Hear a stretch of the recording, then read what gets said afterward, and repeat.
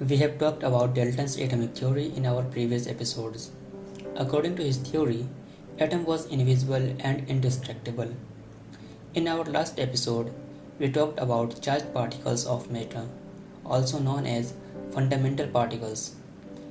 Discovery of these fundamental particles, electrons and protons, led to the failure of aspects of Dalton's atomic theory. After this failure, it was considered necessary to know that how the electrons and protons are arranged in atom. To explain this, many scientists proposed various atomic models. J.J. Thomson was the first to propose a model for the structure of an atom. In the March of 1904, Thomson published his model of atom in Philosophical Magazine, the leading British science journal of the day. He proposed that the model of an atom is similar to Christmas pudding.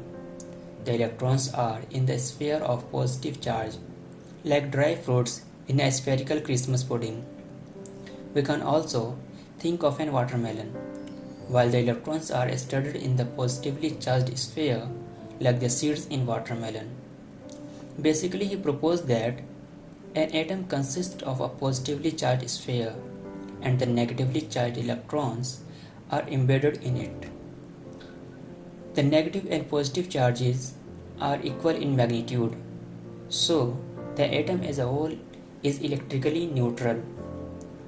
Although the Thomson's model explained that atoms are electrically neutral, but the results of experiments carried out by other scientists could not be explained by this model.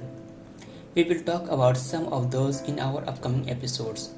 Until then, try to figure out why this model of atom failed in the first place. We will answer this in our next episode. For more information about this or any episode of this series, check out the blog. Link is in the description. We have additional contents, further readings, and transcripts of every show. Thank you for coming to the channel and watching the video. I hope you loved the show.